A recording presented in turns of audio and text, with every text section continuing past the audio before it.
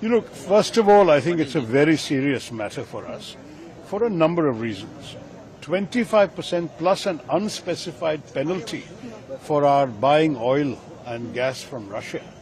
It could take it up to 35, 45, we don't know how much. There's even talk of a 100% penalty which will destroy our trade with America. It may be just a bargaining tactic. As you know, the trade negotiations are still going on.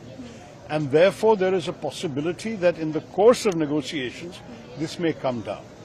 If it doesn't, it will certainly damage our exports because America is a very big market for us. I think our exports alone are $87-90 billion. So if that is a dramatic drop, that will hurt us. Some estimates are already coming that we might end up losing 0.5% of GDP if we don't have the American market. On the other hand, if their demands are completely unreasonable, our negotiators have every right to resist. For example, we have about 700 million Indians who are dependent on agriculture. We cannot risk their livelihoods to make America happy. America has to understand our needs as well. Actually, our tariffs on America are not that unreasonable. It's about 17% average. And American goods are not priced that competitively that they can sell so much in the Indian market.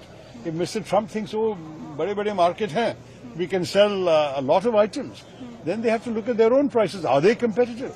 Most of the things they want to sell us as manufactured goods are cheaper from other suppliers. Everyone will buy what they can afford to buy. So this also the Americans have to realize. I do believe the American stand has not been totally reasonable.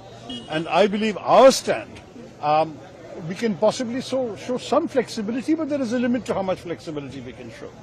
Everything depends on the ongoing negotiations. I wish our negotiators good luck and good courage because we can't afford to buckle under. We have to keep our national interests as number one in our minds. Sir, also we talk about Trump's recent fresh tweet in the morning where he said that the Russia and India economy is so weak, targeting India. How do you see that coming up? I mean, the honest truth is that the Russian economy is half the size of our economy. So you can't rely on.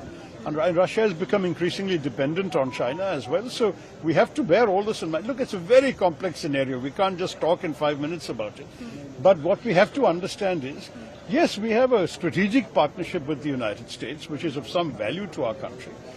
But there has to be a reasonable conversation amongst friends. You cannot have a situation where one side makes unilateral demands and us as a country, we have to just take it lying down. That will not happen. India is a proud and self-respecting independent nation. We have our interests, we have our red lines, and on that basis, there will be some things we can discuss, some things we will not be able to, just as they also have their own red lines. So I think there has to be some give and take. Let's wait as the negotiations progress. We can analyze all the implications, but this is not the final answer. There has got to be some more negotiating to be done. Sir, Pakistan trade deal with Pakistan, sir, trade deal with Pakistan, how do you see that? I think that they may have some illusions about finding oil in Pakistan. I wish them luck. You remember that, we were all one country at one time. I have not seen any reports that there was a great deal of oil to be found in what is today Pakistan. But if the Americans want to look, let them look. I mean, we looked, as you know, we found some oil in Bombay High, we found some oil in Assam. But we are importing 86% of our oil and gas needs. So I don't know how much they're going to find. But I mean, look, as far as I'm concerned, let them do what they like with other countries. The only issue that matters to me is what they do with our country.